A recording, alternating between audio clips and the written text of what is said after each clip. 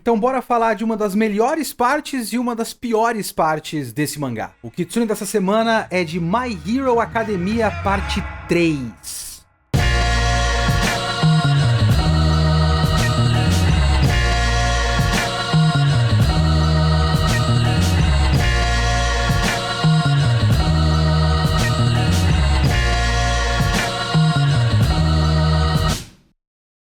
Como sempre, esse podcast é um oferecimento dos nossos apoiadores. Se você também quer apoiar financeiramente o podcast, o nosso financiamento coletivo está na descrição do vídeo, no Catarse, ok? E, obviamente, você sempre ajuda se inscrevendo no canal. Inscreva-se no canal para ajudar a crescer, engaje com o conteúdo, faça qualquer comentário, positivo preferencialmente, caso você curta e caso você tenha uma opinião sobre o que a gente falou aqui, beleza? Vambora! Esse podcast é a parte 3 de My Hero Academia no Kitsune da semana. Eu não estou mais muito fazendo uma relação entre a temporada do anime e o mangá. É mais uma divisão que eu acho que faça sentido pra gente falar do mangá. Então ele começa neste episódio aqui. Temos outros 2 anteriormente, que nós já cobrimos boa parte do mangá. Este episódio fala desde aquele momento, aquele capítulo, que o Shigaraki conversa com o Midoriya num shopping, que eu acho que é tipo o capítulo 70, 69, um negócio assim, até o fim do Símbolo da Paz. A luta do All Might com o All for One, que ele aponta pra TV e fala, você é o próximo e tal. Começa e termina, de certa forma, com o All Might. E eu acho que é um corte bacana, um corte que faz sentido. Eu não lembro onde isso fica no anime. Eu não sei se eles terminam uma temporada com esse momento. Se eles terminam com esse momento, maravilhoso, isso é um ótimo momento. Mas eu não sei se essa divisão está fazendo relação com o anime mais, beleza? Vamos lá, vamos tocar aqui e falar de My Hero Academia. Como vocês sabem, historicamente, eu sou um defensor de My Hero Academia. Eu gosto bastante, sempre gostei. Quando eu falava na época do VideoQuest e tudo mais, eu sempre curti My Hero Academia. My Hero Academia tem os seus detratores, tem muita gente. Na época que existia, né? Agora o mangá acabou, mas quando saía toda semana, eu já falei isso algumas vezes aqui no podcast, a minha timeline, que é uma timeline de otakus e snobs, os semelhantes se atraem, né? Mas a minha timeline, saía um capítulo do My Hero Academia, era o anticristo chegando na Terra, né, matando vários cachorrinhos. Era assim que as pessoas tratavam My Hero Academia. Eu defendo My Hero Academia, eu estou eternamente na busca do tal momento que ele fica um lixo completo, que parece que tem um ponto de virada que, nossa, tá uma bosta! E aí eu sempre falo pra pessoa, não, mas eu li até certa parte e eu gosto. Aí ela fala, não, essa parte ainda é boa. Eu não sei.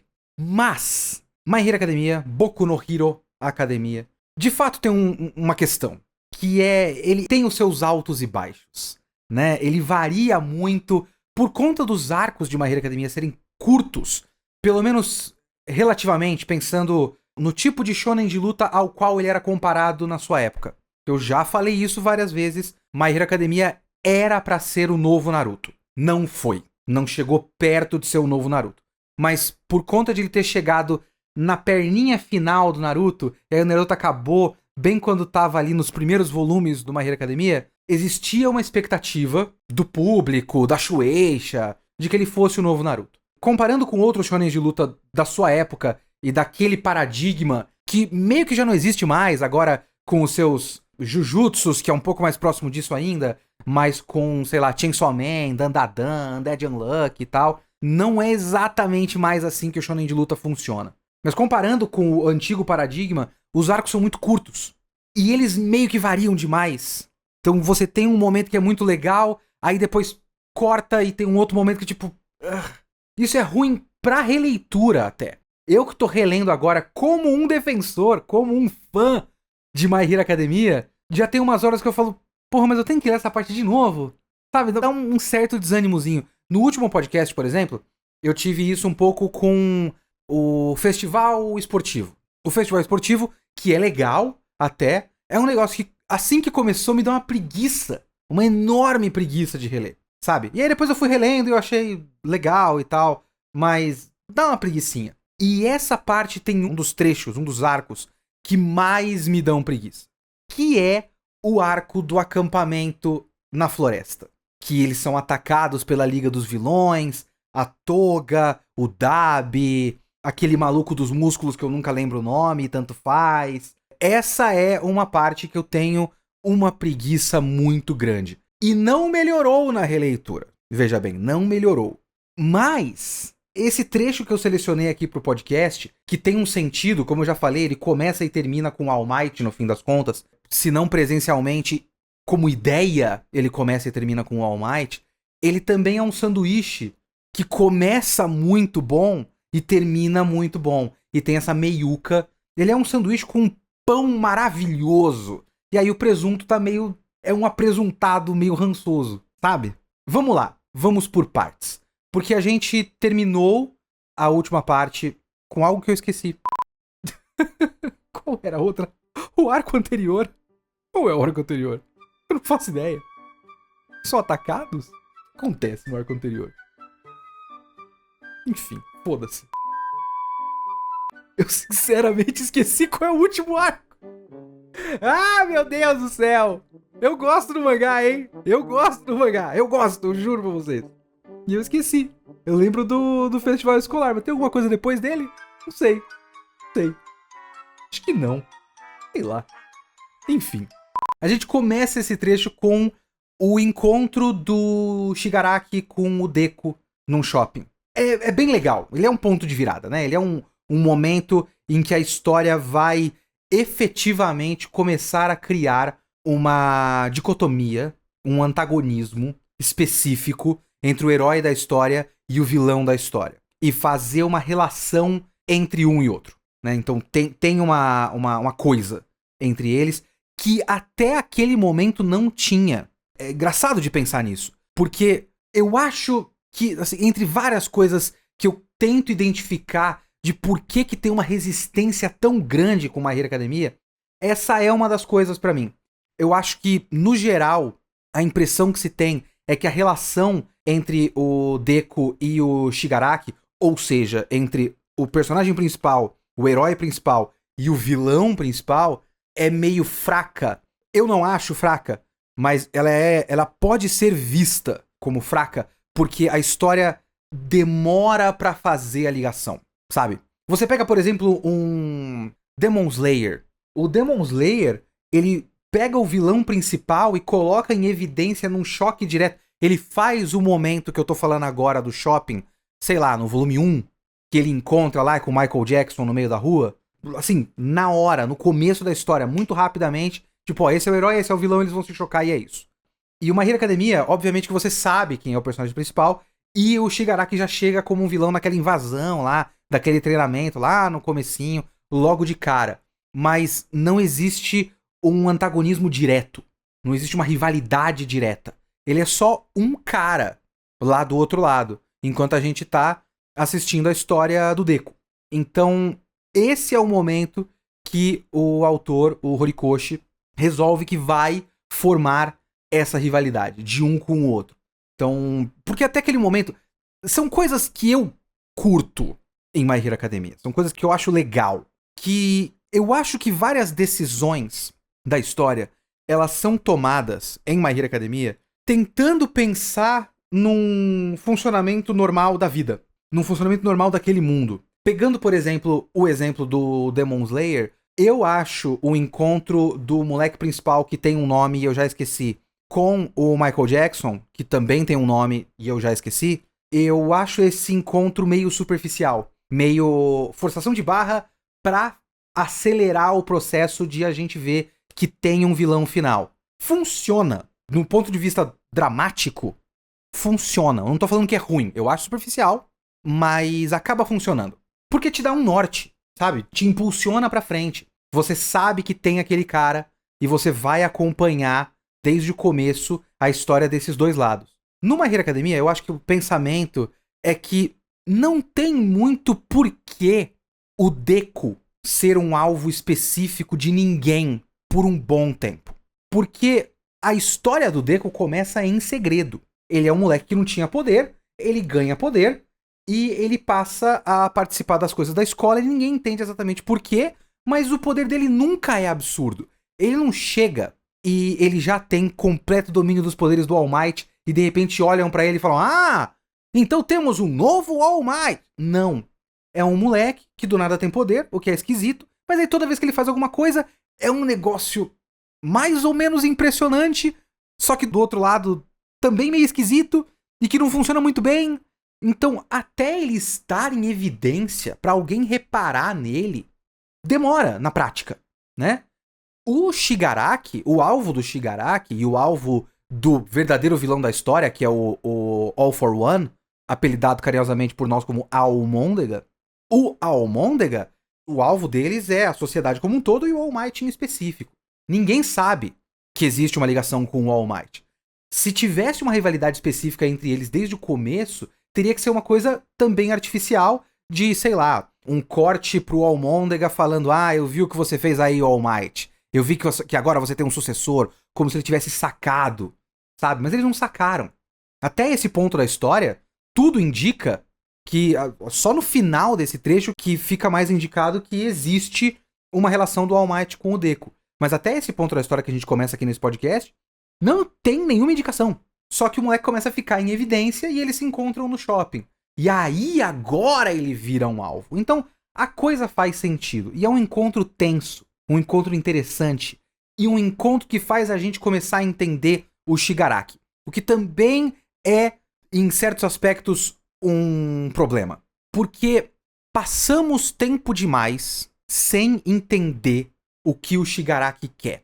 Só que não é retratado, o framing da coisa não é como se o mote da história, a graça da história, é o mistério da motivação do Shigaraki, ou da motivação da Liga dos Vilões. Não é. A motivação da Liga dos Vilões é mais ou menos clara desde o início.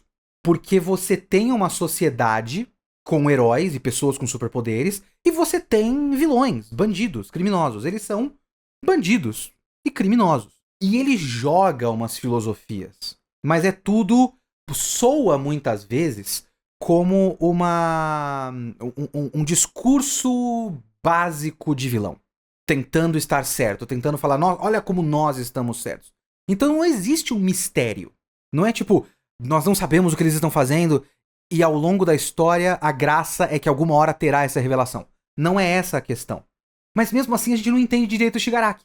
Então, não só não existe por muito tempo uma relação do vilão principal com o herói principal, como o próprio vilão principal acaba que é um ser esquisito que não parece nada, assim. Que é a gente tem uma relação estranha com ele.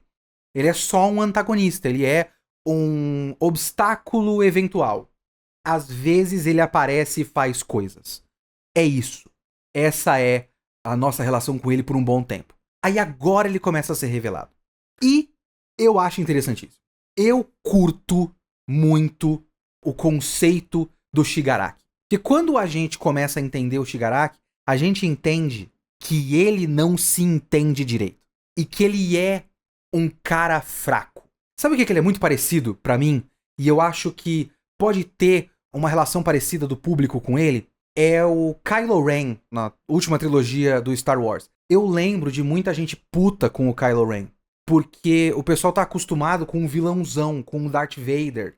Tipo, ele é uma presença e é um obstáculo intransponível e tal. E quando você chega no Kylo Ren, você vai eventualmente percebendo que ele é um adolescente histérico. E eu lembro de muita gente com raiva dessa coisa. Porque aí ele não é o vilãozão, ele é um adolescente histérico. Eu acho o conceito do Kylo Ren maravilhoso. Depois, os filmes vão ficando uma porcaria, mas enfim. E aí eles vão cagando o Kylo Ren, enfim. Mas, como conceito, inicialmente, a ideia do Kylo Ren é muito da hora. É muito interessante ele ser um adolescente histérico como líder de um grande regime fascista. E eu vejo as relações com o próprio Shigaraki. O Shigaraki é um incel raivoso. É isso que ele é. Ele é muito parecido com esse bando de homem frustrado da internet. Ele é um homem frustrado da internet. Dá pra fazer uma outra relação também com o charada do Batman do Matt Reeves, do Robert Pattinson, do Pattinson, que também tem um pouco disso.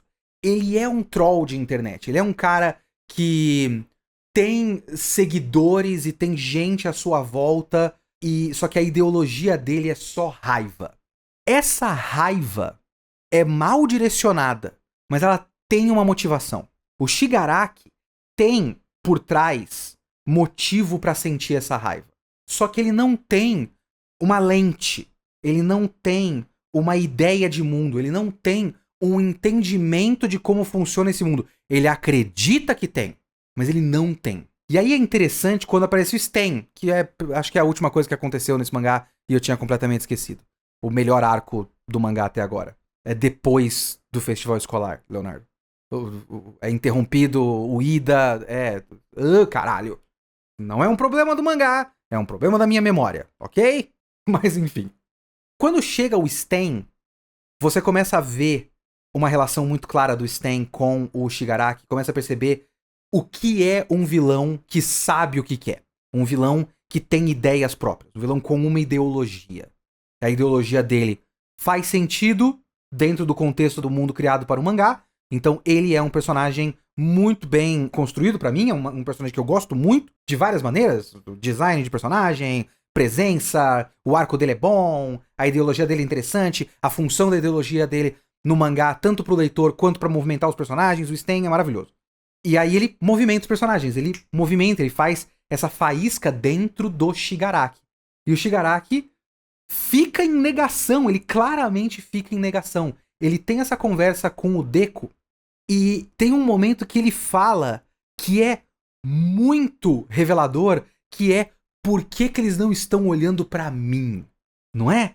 Ele fez o estardalhaço todo dele, ele tem a motivação dele, ele tem uma história pessoal, ele tem traumas, ele passou por muita coisa ruim, muito interessante. Mas ele não tem uma ideologia própria, ele não tem uma ideia própria, e ele tá fazendo bagunça, ele tá fazendo caos. Ele vai jogando platitudes filosóficas no ar pra parecer que ele tem ideia, e aí quando chega o Sten, faz barulho e todo mundo começa a falar, e vilões começam a seguir a ideologia do Sten, ele fica ressentido. Ele, assim, as coisas que ele tinha falado lá no começo têm relação com o Sten, mas em vez de ele, sabe, falar, nós somos aliados, nós estamos do mesmo lado, nós somos iguais, eu quero você comigo, vamos juntos, ele fica pessoalmente ressentido que não estão olhando pra ele. É muito interessante. Ele é um troll de internet, ele é um incel raivoso, ressentido. E quando você tem um homem frustrado, com ou sem bom motivo, no caso do Shigaraki ele tem bom motivo, mas quando você tem uns caras que estão frustrados e às vezes sem muito bom motivo, é muito fácil de manipular. É muito fácil de pegar essa raiva que tá pra todo lado, tá apontando o dedo pra todo lado e pegar e falar, ó, esse aqui, ó.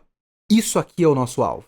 A gente vê isso hoje em toda parte com a ascensão da nova direita e o cacete A4, que é um monte de gente frustrada na internet. Fala, então, imigrantes. Ah, negros, gays, trans, mulheres. É esse pessoal. Pessoas não brancas, muçulmanos. Sabe? Esse pessoal, esse que estão errado. Você tá frustrado com tudo? Tá frustrado como a vida te abandonou? Aqui, ó. A culpa é desses caras. E o Shigaraki, ele é uma representação perfeita dessa ideia pra mim. E aí você tem uma figura por trás que é o All for One, né? É todo mundo por ele. Eu sempre tenho que fazer a conta na cabeça dos nomes, eu sempre confundo os nomes. Mas o cara é a força por trás que só direciona pra motivação pessoal dele. Eu preciso que esse cara atinja o meu alvo, vá atrás do alvo que eu quero. Então essa ideia é muito interessante. Então esse momento do começo desse trecho é quando a gente começa a entender que é isso que tá acontecendo. E aí você tem o cara perguntando pro Deku e falando, tá, e por que o Sten? Por que as pessoas estão olhando pro Sten? E aí ele fala, então, a questão é que o Sten, eu não gosto dos métodos dele e tal, mas o Sten, tudo que ele acredita tem a ver com o All Might. O All Might é um símbolo de tudo que é bom no mundo. E ele acredita que o resto do mundo, o resto dos heróis, não está à altura. E aí ele vai pro caminho pior possível, que é aquela velha, né, sei lá, cinema hollywoodiano do vilão que tá certo, mas ele matou pessoas, então ele tá errado. O Sten é muito parecido com isso. E aí ele começa a perceber, então é isso. Então o meu alvo é o All Might. Então agora eu vou atacar o All Might. Eu sei que pode parecer que nada mudou. Porque no fim das contas ele começou o mangá indo atrás do All Might, naquele primeiro ataque. Mas pra mim tudo muda. Pra mim agora a gente começa a entender tematicamente o que está acontecendo em My Hero Academia. Essas ideias já estavam começando a ser debatidas aqui e ali e tudo mais, e agora a coisa tá afunilando. Que é esse projeto de mundo, esse projeto de sociedade que existe no mangá. Isso é tudo muito da hora, esse trecho é muito legal. Eu curto demais, esse começo é muito forte. Aí a gente tem o acampamento na floresta. Esse arco da floresta é ruim, ok? Ele é ruim. Eu não gosto. Pessoalmente, acho chatão. Esse é o meu argumento, vamos para o próximo. Não, tô brincando. Mas é um arco que eu tenho vários problemas individuais, assim. Eu tenho certos momentos dele que eu acho interessantes. Eu acho, isso aqui é legal, isso aqui é bacana. O fato de a gente ter mais um momento em que vários personagens podem brilhar, o que My Hero Academia gosta muito de fazer, né? Então, variar o elenco, fazer uma cena pra esses caras, pra... Tipo, a gente tem um pouquinho mais da turma B, por exemplo, e tem uma lutinha da turma B, assim, contra alguns dos vilões. Às vezes em que eles combinam alguns poderes ou fazem os poderes interagirem entre si. É legal. O Tokoyami fora de controle é um trecho que eu acho bem interessante. Eles estão no escuro, então ele não consegue controlar aquela sombra. E aí os caras direcionam o Tokoyami pra atacar o inimigo. Alguns momentos são legais. Alguns poderes criativos. Aquela Magne é um poder da hora que eles usam de um jeito interessante. É tipo isso, certo? E aí a gente tem personagens que vão passar a ser muito importantes a partir de agora. Principalmente aquele cara que se duplica, que eu esqueci o nome dele de vilão. Eu só gravei o nome real dele, né? É Jin Bubai Gaiara. Eu acho o nome da hora. E eu esqueci o nome dele, não é duplo. Sei lá. Mas enfim, esse cara é um personagem interessantíssimo. Aí a gente só tá vendo um pouquinho ele existindo, mas ele é um personagem incrível. Eu adoro esse personagem. E o Dabi, que eu sou indiferente, e a Toga, que eu sou indiferente, pendendo pra preguiça. Mas esses personagens começam a aparecer agora, começam a agir agora e tal. E é isso, esse é o que eu tenho de positivo. E eu acho que ele pula algumas coisas que realmente não precisa, mas às vezes ele pula coisas que a gente talvez precise um pouco. E vamos lá. Eles são levados para um acampamento. Tem a questão de o Deku ter encontrado com o Shigaraki. Então tem tipo, então tem que ser em segredo. É bem importante a questão do segredo. Mas eles querem fazer um treinamento remoto num acampamento no meio da floresta. Pra eles, né, agora que as ameaças estão cada vez maiores. Então vamos treinar os poderes específicos deles. Que é como conceito faz sentido. É interessante e ok, legal. E aí, nisso, tem um momento lá no começo que eu não lembrava como era. E eu pensei, caramba, mas ele vai meter o Exame Chunin, Exame Hunter mesmo? Ou nem Exame Hunter, na verdade, é o bagulho da Genkai. Vocês têm que atravessar a floresta em tanto tempo.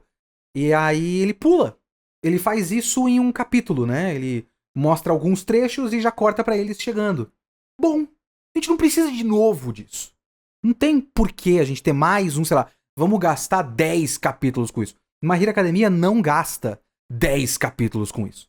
Ele isolou a criançada lá no acampamento e ele podia fazer disso o episódio das termas. E aí ele faz o episódio das termas em 2 páginas e meia e foda-se. Tem uma piada com o Mineta, segue o jogo. Bom, não precisamos de um capítulo das termas. Essas coisas são legais. Agora, talvez a gente precisasse de um arco de treinamento, sim. Até pra lógica interna da história, porque eu acho que My Hero Academia, como eu já falei, toma muitas decisões que fazem sentido como funcionamento da vida real, de processos lógicos de como as coisas funcionariam. Mas o fato de você ter essa história numa escola, e é uma escola de heróis, e esses heróis não têm como ter um treinamento padronizado, porque cada um tem um poder próprio. Você tem um cara que nasceu com um rabo, e um cara que faz explosões, e um cara que solta fita adesiva do cotovelo e um maluco que solta um raio apenas pelo umbigo, não tem como você fazer um treinamento padronizado para todo mundo na escola. Isso já mostra um pouco do problema conceitual da história, sabe?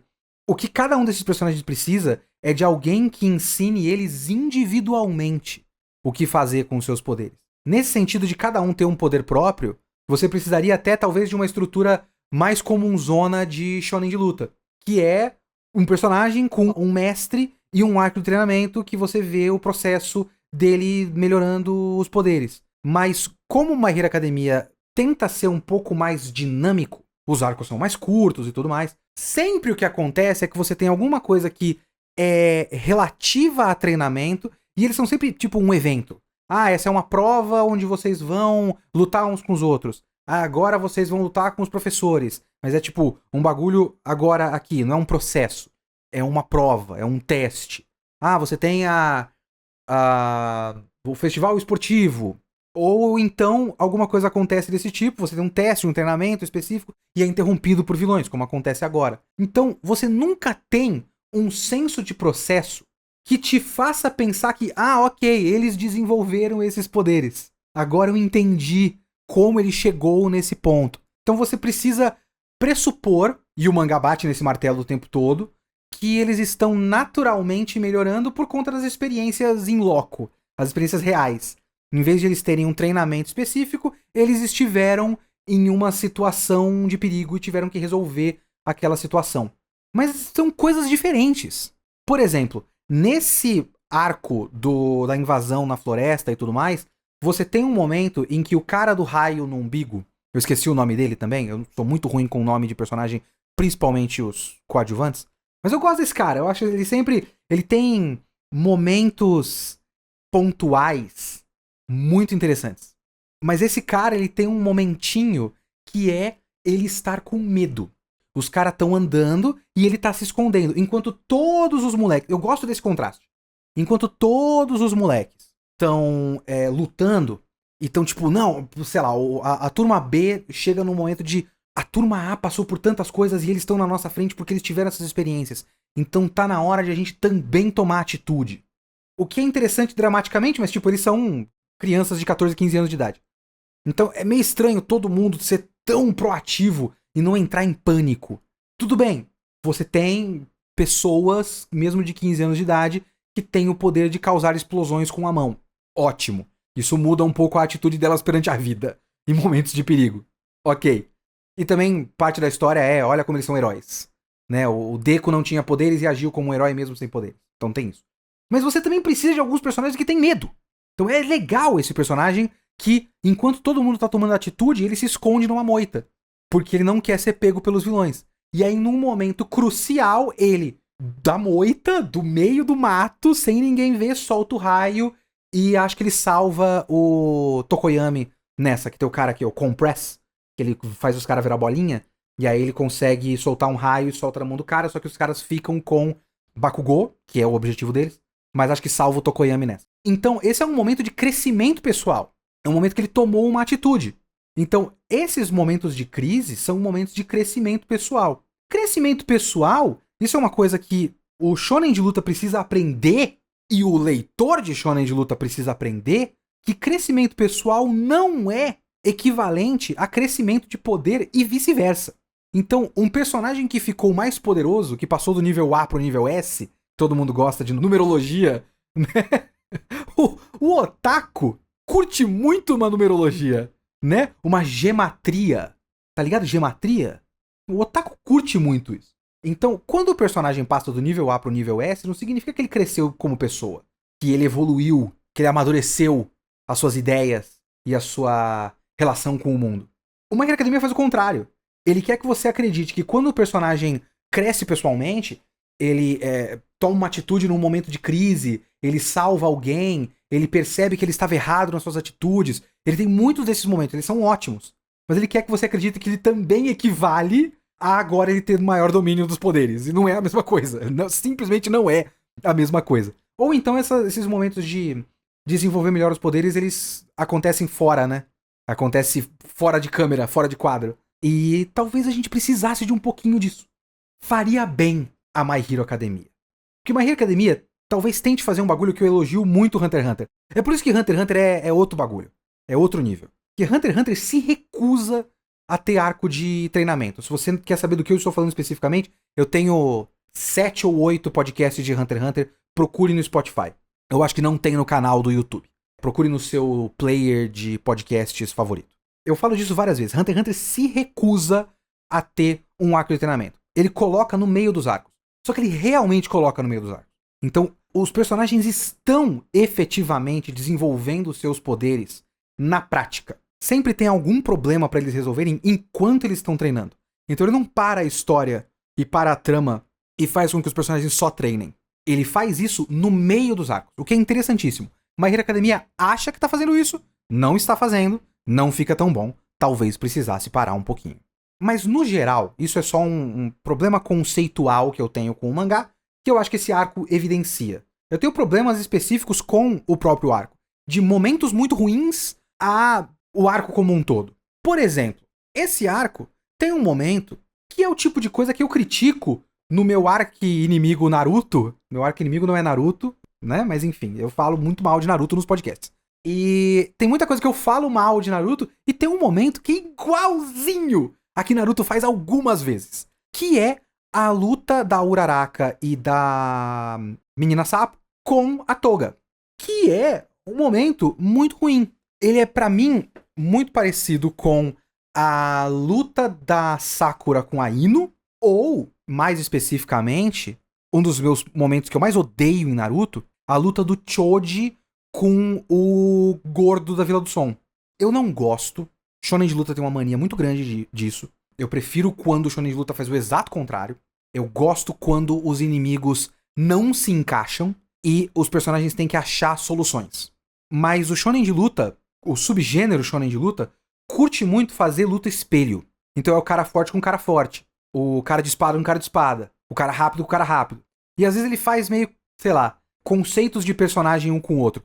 O Bleach tem uma luta do cara bonito com o cara bonito, se eu não me engano. Não tem? Ou eu tô maluco? Ou ele faz o oposto, acho que tem uma luta do cara bonito com o cara feio, mas depois tem uma luta do cara bonito com o cara bonito. E o conceito dos personagens é beleza. E eu odeio quando o Naruto faz mulher com mulher e gordo com gordo. Porque o gordo tem que lutar com gordo. E quando eles lutam gordo com gordo, eles estão lutando sumô. Porque eles são gordo.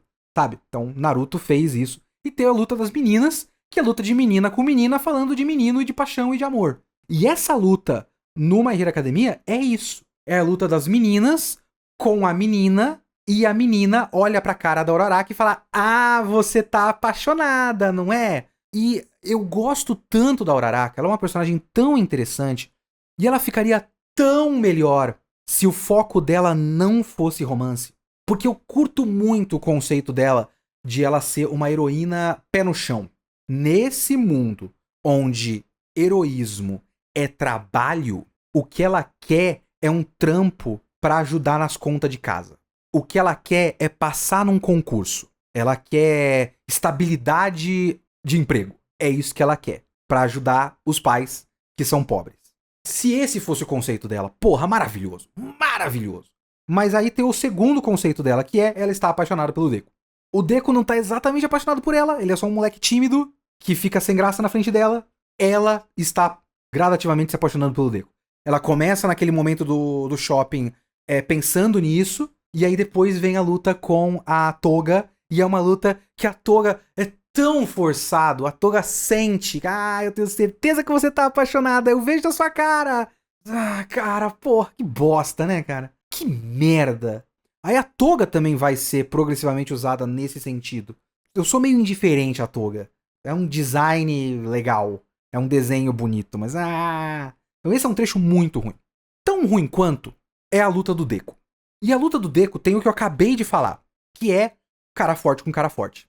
Existe uma tendência no shonen de luta que eu não curto muito, mas eu entendo porque ela existe. Ela é o equivalente ao protagonista genericum de light novel.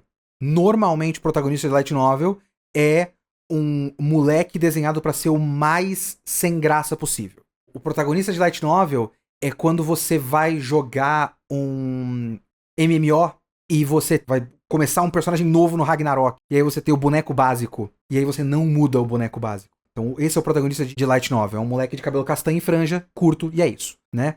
Todo mundo tentando ser Shinji. O Shinji é muito parecido com isso também. Shinji do Evangelion. Ah, referência a Evangelion, tinha que ter. Mas é um monte de Shinji. E no fim das contas eles acabam sendo um monte de cópia do Kirito. Mas enfim. O Shonen de luta também precisa fazer com que o seu personagem principal seja 1.0. Então eles são mais sem graça do que o normal. Sei lá, é o Seiya, que é o protagonista, tem cabelo castanho e o poder dele é soco. Então você tem outros caras que variam. Ah, o Ikki tem hipnose, o Yoga congela, o Shun tem correntes. O Seiya é soco. E aí você tem uma longa linha de personagens principais de shonen de luta que é o protagonista que o poder é soco. Desde séries cujo conceito principal é a criatividade dos poderes, tipo Jojo. Jojo tem uma série de protagonistas cujo poder é o soco. Todo mundo tem poder criativo, todo mundo tem alguma coisa muito doida. O protagonista é soco. Hunter x Hunter é assim. Hunter x Hunter, o poder do cara é o socão. Ele é fortão. My Hero Academia tem o poder de o cara ter o socão. É o socão forte. Existe conceito por trás, eu vou chegar nesse ponto mais pra frente e tal, mas ele é forte. E aí ele coloca uma luta com outro cara que é forte. O poder do cara é ser musculoso. E essa luta é tão qualquer coisa. O vilão com quem ele luta, o cara que tem o poder de aumentar as fibras musculares dele. Eu gosto do visualmente do cara. Eu acho até legal. Ele poderia ter um pouco mais de personalidade. Ele tem aquela questão de ele ter perdido um olho, então ele vai mudando o olho de vidro dele. Então ele tem o olho pra intimidar, o olho de quando eu tô lutando sério e tal. É legal até. Se ele fosse talvez um pouco mais desenvolvido, poderia ser um personagem mais interessante. Mas ele é usado apenas especificamente para esse trecho e é só para que o Deku tenha uma luta com um cara que encaixa com o poder dele. E My Hero Academia é tão melhor quando os caras não têm uma equivalência, sabe? Esse arco tem um monte de lutas onde os poderes não têm uma equivalência exata. Essa luta é sem graça. Essa luta é o Deku indo pro alto da montanha lutando com um cara que também dá socão. E aí ele vence o cara dando socão. Aí ele dá um soco mais forte que não dá certo, dá um soco ainda mais forte que não dá certo. E ele dá um outro soco mais forte que dá certo. É isso. A grande técnica dele é fintar com um soco pra dar um outro soco. E é uma luta ruim, né? Não é que não faça sentido. Porque o poder do Deku é, em tese, ilimitado. E ele tem que se limitar pra não explodir. E aí faz sentido. Ele tá com um cara que ele não tá conseguindo vencer com 5% do poder, ele usa 100, 1000, sei lá, tanto faz. Ele pode pensar na cabeça dele que ele tá usando 1000% do poder, sei lá. Faz sentido, não é que não faça sentido, é só sem graça. E aí tem o próximo passo, que é a pior coisa desse arco. A pior, de longe. Esse é o arco do Kota. O menininho Kota. E é tão fraquinho, tão sem graça. Porque é tão telegrafado. E veja bem, você tem um menininho. Esse menininho, ele é traumatizado porque os pais eram heróis e eles morreram em serviço. E ele agora odeia o conceito de heróis e o conceito de ter superpoderes. E você tem uma história que é sobre o conceito de heroísmo. O que é o verdadeiro heroísmo, o que não é o verdadeiro heroísmo. Você tem um personagem principal que está eternamente pensando o que é ser um herói ou não. O que ele representa, o que é o peso que ele está carregando, etc, etc. Eu lembro de quando eu li esse negócio pela primeira vez. Você saca. É a primeira coisa que você pensa. Esse arco vai terminar com esse menino reconhecendo que os heróis têm valor. E reconhecendo o heroísmo do Deku. Em tese, tem um momento muito forte. Deveria ser um momento muito forte. Que é o momento em que o Deku vence e o capítulo se chama Meu Herói. E ele vê o Deku vitorioso e gritando pro ar depois de ganhar de frustração e soltando energia e tudo mais. Então o moleque vê, tipo, olha, um herói, isso é um herói. Uau! Em tese é um momento forte, mas é tão telegrafado.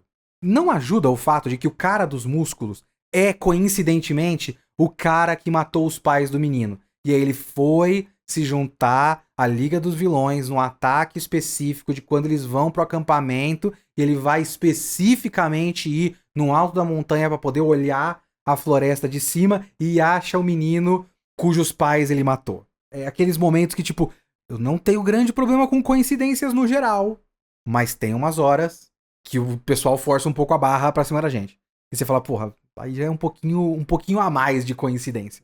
Vamos ter calma nós nas coincidências aí. É tudo muito fácil de você saber o que vai acontecer. Esse trecho que eu estou comentando nesse podcast, que vai até a luta do All Might com o All for One, ele tem uma grande polêmica. Que é, spoiler, a essa altura se você está vendo esse podcast é porque você já viu My Hero Academia. Eu lembro da época da grande luta e do fato de o All Might não morrer. E eu lembro a grande discussão que existia nessa época era dizer que My Hero Academia foi covarde, que devia matar o All Might. Eu nunca concordei na época, mas eu acho que se alguém tinha que morrer, era o Kota. O Kota morrer seria muito mais interessante. Porque você tem essa história sempre questionando a função dos heróis, sempre questionando o conceito de heroísmo. Aí você tem uma criança que perdeu os pais heróis e que acha que herói é tudo bobagem, é tudo ruim, não devia ter nada disso. E aí você termina comprovando que, não, na verdade os heróis têm seu valor. Se ele morresse, ia fazer com que o Deco refletisse. O Deco olhasse e falasse, peraí, eu não consegui salvar ele. Talvez o moleque tivesse certo. Talvez todo esse sistema de coisas está causando mais mal do que bem. E talvez eu tenha que... Até porque talvez fizesse relação com o Shigaraki. Porque tem depois conversas do Deku com o All Might, perguntando, já teve alguma vez que você não conseguiu salvar alguém? Agora eu não sei se ele conversa com o All Might, mas enfim, acho que tem uma conversa análoga a isso, pelo menos. E então existe essa dúvida. Tipo, como é que é quando você não consegue salvar alguém? Tem consequências reais e tal. E talvez a morte do Kota fosse perfeita pra isso. E aí não, os caras não ia querer matar o molequinho de 7 anos de idade. Ia ser muito pesado e tal. Então talvez a decisão fosse nesse sentido. Tipo, porra, aí é um pouco demais, né? Pro nosso shonen de luta que tem leitores da idade do Kota. Então vamos não fazer isso. Mas não pensando nessas questões editoriais, público-alvo e tudo mais, pensando apenas na eficiência narrativa, eu opino que o Kota devia morrer. Eu não gosto desse arco no geral. Eu acho o arco ruim, eu acho o arco fraco, eu acho que todo o arco dramático dele você percebe a partir do momento que o Kota aparece. É muito fácil de saber tudo o que vai acontecer, mas ele tem um ponto positivo. O ponto positivo dele é que ele é um primeiro passo. Ele é um dos poucos arcos, quando você para pra pensar em My Hero Academia, que tem uma causa e consequência direta. Ele é um arco que termina causando o próximo, o que é bem legal. My Hero Academia tem muitos cortes, né? Tipo, beleza, a gente terminou esse negócio, a gente lambe as nossas feridas, a gente debate as consequências disso tudo pra sociedade, corta, agora tem o próximo evento da escola e tem uma próxima coisa. Então, My Hero Academia faz muito isso, esse corte brusco. Esse é um arco que não tem corte brusco. É mais interessante. O fim do festival esportivo depois com o Sten é próximo disso. Mas esse é até melhor, porque ele tem realmente uma coisa de esse arco causar o próximo, diretamente, que é o sequestro do Bakugou. Então essa é a melhor coisa do arco da floresta, é quando ele acaba. Infelizmente essa é a realidade. E aí você tem um bom arco, que é o arco do resgate do Bakugou. Uma das coisas que eu mais gosto em My Hero Academia é que ele está efetivamente trabalhando o próprio mundo o tempo todo. Eu acho que ele é, comparativamente com outros shonen de luta, ele é melhor nisso. As coisas que acontecem nessa história realmente afetam a sociedade. Não é só este grupo, muito mangá e anime por aí, mangás de aventura e ação, não necessariamente shonens de luta, que saem em revista shonen, mas mangás de aventura e ação costumam ter aquele esquema de, sei lá, um grupo secreto, uma sociedade secreta. Então a coisa acontece muito localizadamente. Pensa em Demon Slayer, sabe? Eu já falei disso algumas vezes. Demon Slayer é muito engraçado porque é possível que você tenha, sei lá, um spin-off de Demon Slayer com personagens que não sabem nada que tá acontecendo, porque só acontece entre os demônios e caçadores de demônios. A única maneira que essa história afeta o mundo é que algumas pessoas civis são mortas por demônios de vez em quando, mas o mundo não é afetado, né? Eles só estão afetando uns aos outros. My Hero Academia não. Tudo que acontece afeta a sociedade como um todo. E isso é legal. Isso necessita que seja verdade uma das coisas que mais me dão preguiça em My Hero Academia. E eu já comentei no meu último podcast de My Hero Academia, que é o fato de que você precisa achar, precisa acreditar que a escola, a UA, é o centro desse mundo. Tudo que acontece na escola afeta profundamente a sociedade inteira. Tipo, uma escola. Então você tem o colégio objetivo, e aí se tem uma crise no colégio objetivo, toda a sociedade está debatendo como o mundo se configura. Então é um pouquinho demais pra mim. Nesse sentido, sei lá, One Punch Man tem um esquema parecido melhor. Que tem os heróis, tem um ranqueamento de heróis. O mundo está muito organizado em volta do fato de que existem heróis, mas aí o centro do mundo é a associação dos heróis. Então você tem um prédião da associação dos heróis, e eles decidem quem é o número 1, quem é o número 2, e eles decidem o gerenciamento de crise quando existem crises. Então faz sentido que a associação de heróis seja o centro do mundo. Então a associação, o My Hero Academia às vezes confunde, sabe? Todas as grandes discussões de como a sociedade como um todo, o Japão como um todo, vai responder às crises, tem o diretor da escola. E não devia ser. Devia ser o cara que decide o ranqueamento dos heróis. O cara que decidiu que o All Might é o número 1 e o Endeavor é o número 2, sabe? Então você precisa acreditar nisso e... Mas enfim, pelo menos, esquecendo esse detalhe, o que você tem é uma história que, quando coisas acontecem, essas coisas têm consequência para a opinião pública, para a maneira como as autoridades e a imprensa olham para as pessoas. Então, quando você tem, mais uma vez, uma crise em que vilões se organizaram e atacaram crianças no meio do mato, você vai ter uma repercussão. Sabe, essas coisas fazem sentido. Vocês estão formando a próxima geração de policiais, digamos assim. E essa polícia é a polícia do bem, mas aí vocês estão colocando essas crianças que vão ser a polícia do bem do futuro em perigo, e eles vão morrer por culpa de vocês. E aí? Qual é a resposta? O que vocês vão fazer?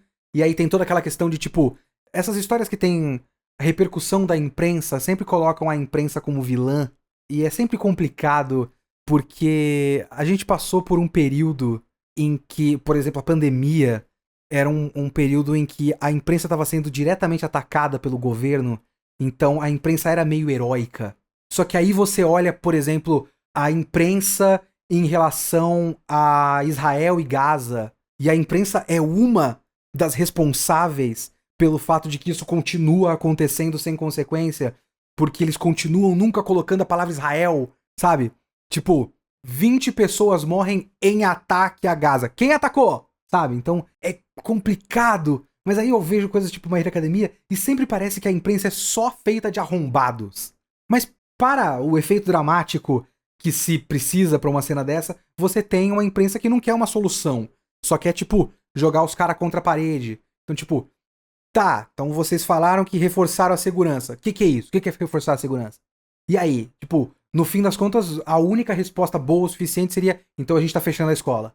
E também não seria bom o suficiente. Então, essa tentativa de lidar com o público e tal, é uma parte que é legal. E a reorganização da sociedade como um todo, que vai acontecer a partir de agora, a partir do fim da era All Might nesse mundo, existe uma mudança de paradigma no mundo interno de My Hero Academia, que é uma reorganização filosófica, que vai acontecer a partir de agora, de memória, né? Eu tenho que reler a partir de agora, que eu tô relendo com vocês. Mas tem uma reorganização filosófica dessa história como um todo. Então isso é legal, eu curto essas coisas.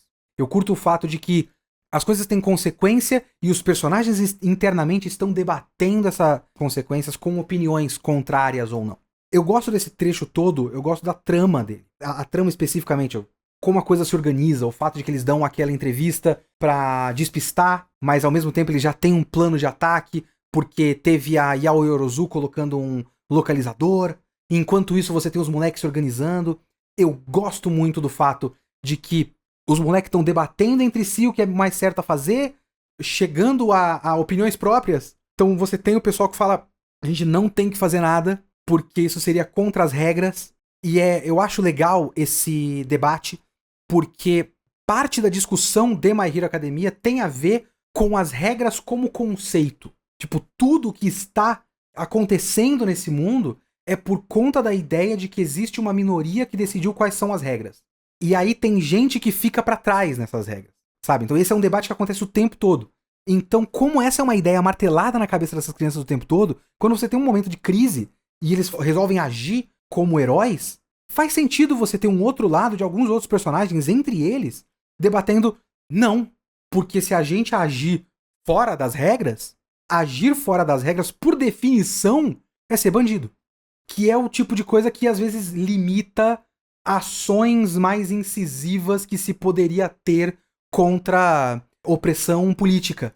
Você não pode agir porque se você estiver agindo fora das regras, você é tão ruim quanto um regime totalitarista fascista. E não, porque os caras já não estão dentro das regras, então às vezes você também não pode, porque senão você não vai fazer nada. Então essas discussões são interessantes. E é muito legal que eles começam a agir e eles não vão pra frente do negócio. Porque eles falam, tá, então vamos tentar um meio termo, a gente vai agir, mas a gente não vai lutar. A gente vai resgatar e cair fora, mas a gente não vai se colocar em perigo. Vamos tentar o máximo possível não infringir as regras, mas a gente tem que fazer alguma coisa. E aí, no fim das contas, o plano dos heróis profissionais é muito mais eficiente. E é legal isso. É bom que você não tenha 5 crianças colocando disfarce de host no meio de uma avenida e eles são melhores do que toda a organização da associação de heróis, do herói número 1, do herói número 2, do herói número 4 e da polícia. Se eles chegassem antes e salvassem um Bakugou numa luta épica e tudo mais, aí seria só bobo, né? Aí seria só idiota. Mas não é isso que acontece. Então eu gosto desses momentos em que a história faz sentido, né? Então eles acabam fazendo alguma coisa num momento chave, eles conseguem só tirar o Bakugou dali, numa hora, mas eles não lutam, não batem de frente, não tem um momento de confronto com o vilão final e tal. Não tem. Inclusive tem um trecho que eu gosto muito, que é o trecho deles absolutamente aterrorizados com o All for One. O All for One só de presença, os caras estão quase vomitando de medo.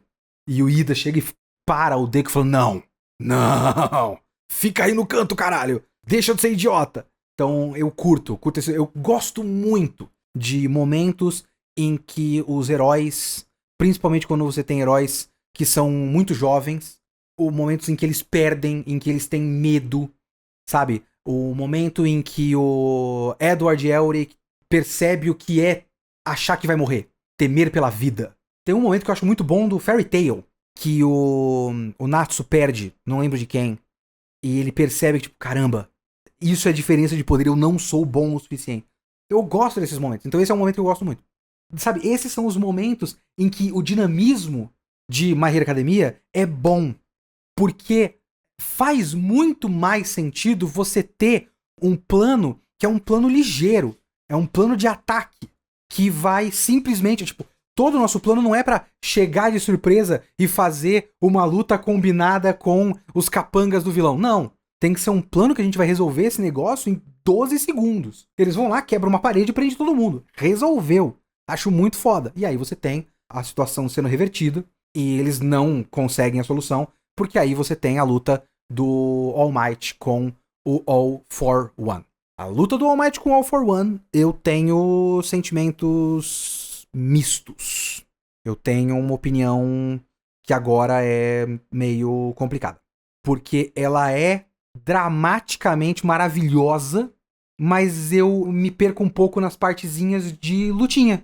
Pra tirar a parte negativa da frente, a luta do All Might com o All for One, na verdade, ela tem um pouco daquilo que eu tava reclamando dessas lutas casadas. A lutinha de, forte com forte, gordo com gordo, menina com menina. Não é exatamente isso, mas existe uma tendência do chefão cujo poder é ter todos os poderes. Isso é uma coisa de jogo de luta, não é? Street Fighter tem isso, acho que no Street 3, ou é no Street 4, que tem o Seth. O Shang Tsung é parecido com isso, de certa forma. Eu não sei. Então ele tem todos os poderes. Esse bagulho de ele ter todos os poderes, então você tem aí o herói genérico cujo poder é o socão, contra um chefão de jogo de luta cujo poder é todos os poderes. Eu acho meio pouco criativo. É criativo, quer dizer, não exatamente criativo, mas é significativo do ponto de vista temático. Eu já devo ter falado disso em outro podcast, mas tem uma simbologia básica e óbvia, não é que descoberta que eu fiz, que é a simbologia de você ter o herói que é o poder de um por todos. Então, O poder do cara é... Depois vai ter revelações a mais sobre isso, mas o poder básico do cara é ser muito forte. Por quê? Porque ele é um pilar de força que se coloca como uma barreira contra o mal, se sacrificando por todo mundo. Então ele é um por todos. Enquanto o outro é um poder egoísta. Ele é um poder que rouba dos outros. Então ele é todos, todo mundo pra ele. Todos por um. Então, o significado simbólico de um cara ter todos os poderes porque ele rouba dos outros, e você ter um outro cara que tem um poder genérico porque ele é um cara que se sacrifica por todos, é significativo. No sisteminha de batalha, mas pelo menos você tem uma luta emocionante. A luta é emocionante. E aí você tem um desfecho que só não é esperado, só não é previsível, porque a gente tem provas cabais de como esse final não teve o final que as pessoas esperavam. Porque, mais uma vez, todo mundo esperava que o All Might morresse. E aí o All Might não morreu. Eu digo que é muito melhor ele ter continuado vivo. Muito melhor. Porque você tem a luta e ele se sacrifica, ele fica tudo estrupiado, e aí ele perde, por fim, os poderes dele, ele consegue dar um último soco e vence o cara. No sisteminha de luta, é emocionante, as páginas são muito bonitas, mas esse é o que se esperava. Eu acho que o pessoal esperava que ele morresse porque seria o mais dramático possível. Mas eu acho mais interessante que ele não morra. E eu já argumentei isso antes. Então vocês sabem qual é o meu argumento, eu reli agora e eu continuo com a mesma ideia. É mais interessante que ele esteja vivo. Porque se ele morresse, ele era um mártir. E aí, se ele é um mártir, a sociedade pode se organizar sob a imagem desse mártir. E pouca coisa mudaria. Só que aí, o que você tem agora é que você tem um cara que passava uma imagem de força, e aí ele ganha, só que agora ele passa uma imagem de fraqueza. Então você ainda tem a imagem do cara. E a imagem do cara foi manchada. E ele continuar vivo, o próprio Almôndega fala isso, você perdeu a chance de morrer. O ideal, pra nada mudar no status quo desse mundo, era ele ter vencido e escondido a imagem magrela. Então ele vence como o All Might, fortão, com o último soco, demonstra força, vence o vilão e vai embora. E morre. Sei lá, ele morre daquele jeito. E aí todo mundo ia ter ainda uma última imagem de, olha como o nosso símbolo da paz se sacrificou por nós. E ele ia continuar com essa imagem. Agora não, agora ele é tipo uma sombra do que ele era, um espantalho de si mesmo. Não serve. Não dá pra sociedade se organizar em volta dessa imagem. É mais interessante que ele não morra. Eu acho bem melhor. Eu acho uma boa escolha, sabe? Nem sempre você matar todo mundo é mais dramático.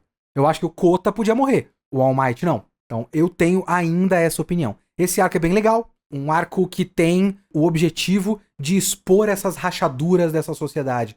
Eu vou fazer uma relação aqui. Eu já fiz tantas relações políticas nesse podcast. E elas podem ser um tanto levianas, principalmente vindo de uma pessoa que não é um entendido de política. Mas eu espero que vocês entendam o que eu quero dizer com o que eu vou falar agora. Porque eu não acho que essa é a intenção da história. Não é tipo, Kohei Horikoshi quer passar essa ideia. Isso é uma coisa que eu pensei enquanto lia. São coisas diferentes. Veja bem, coisas completamente separadas. Existe na ideologia fascista a ideia de um homem forte. Então você organizar a sua seita em volta de um homem forte. Então você teve aí os seus Bolsonaros, os seus Trumps, os seus Mussolinis. Esse é um homem forte. A sociedade do My Hero Academia é quase como uma versão utópica disso. É como se você tivesse uma sociedade fascista em volta de um homem forte, só que é o melhor caso possível, porque esse homem forte é bom. O All Might, ele é essa figura centralizadora que só a presença dessa figura centralizadora já organiza toda a sociedade em volta dele, só que eles deram a sorte de não ser um psicopata, de ele ser o cara mais legal do mundo. O único defeito dele é que ele é um professor meio bobão e ruim. E ele gosta de frase de efeito. É isso que ele gosta de fazer frases de efeito. E ele talvez não sirva pra ser um professor numa escola. É o melhor caso possível, sabe? É isso. Só que é interessante que você tem essa ideia, essa história, que mesmo com essa versão utópica dessa sociedade, ainda não é bom. Ainda tem rachaduras. Pessoas ficam pra trás. Quando você tem é basicamente uma sociedade de castas. E você tem uma organização ao redor de uma ideia vaga de quem é do bem e quem é do mal. E ela é muito em volta dessa ideia de regras. Quem tá dentro das regras, quem tá fora das regras. A gente tem aí a nossa lei, e aí quem viola as leis é do mal. É uma questão muito moralista, sabe? Não é só uma questão prática, é uma questão muito moralista. Só que não dá pra você, quando você tem, tipo, você organizar em volta de o fato de que alguém vai te salvar, vai ficar tudo bem, porque alguém vai conseguir te salvar na hora H, e esse alguém é bom, e você sabe que ele é bom, e as motivações dele, já que ele está dentro das regras, essas motivações são, em conceito, boas, pessoas vão ficar pra trás. Não tem o que você fazer. Não tem como você abarcar 100% das pessoas e resolver 100% dos casos. Alguém vai acabar sendo deixado pra trás.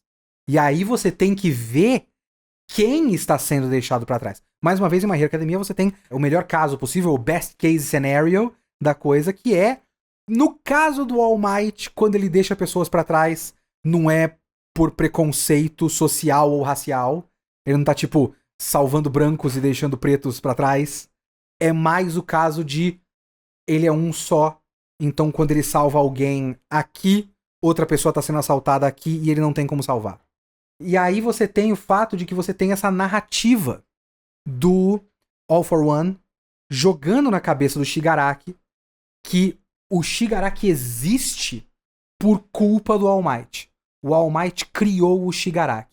Não é exatamente verdade, mas tem um fundo de verdade. E é interessante que o Shigaraki esteja sendo manipulado por essa narrativa. Que é o que a gente tem hoje em dia. A gente tem pessoas sendo manipuladas por narrativa para poder direcionar ganho de poder egoísta de um certo grupo de pessoas. Um certo grupo de pessoas quer poder e ele precisa fazer com que embaixo as pessoas estejam se matando. Então ele precisa direcionar o ódio. Então o Shigaraki é a representação disso.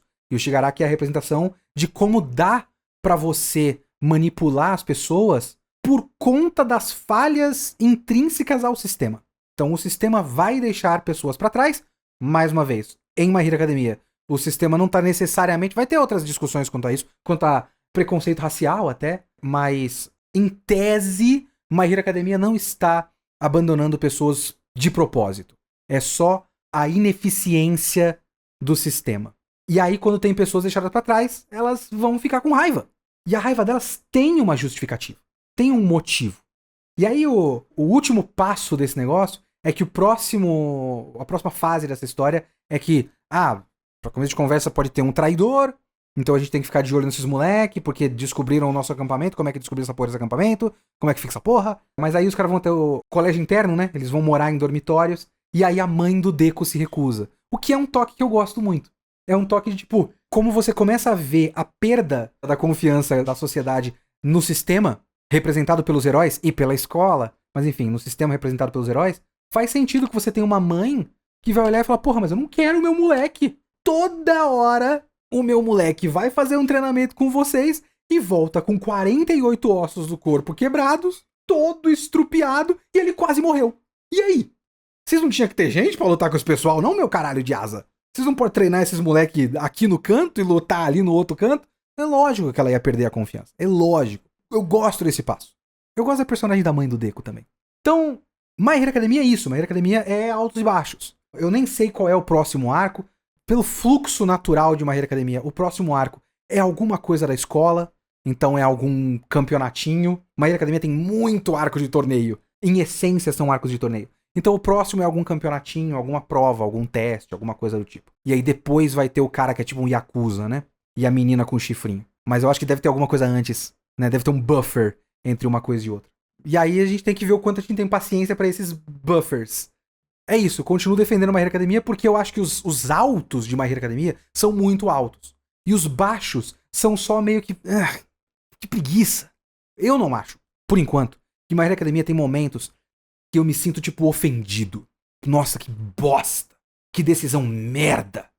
Eu não fico assim com My Hero Academia. Eu fico com preguiça. Eu fico com, tipo, porra, que eu vou passar rápido esse capítulo aqui. É mais isso. E aí tem os outros momentos que eu acho maravilhosos e muito inteligentes. Eu continuo defendendo My Hero Academia. Até ele ficar um lixo completo de acordo com vocês. Vamos ver. Vocês estão falando aí. Vocês são os especialistas. Mas é isso, valeu. É isso. Muito obrigado a todo mundo que ficou até aqui, até o final.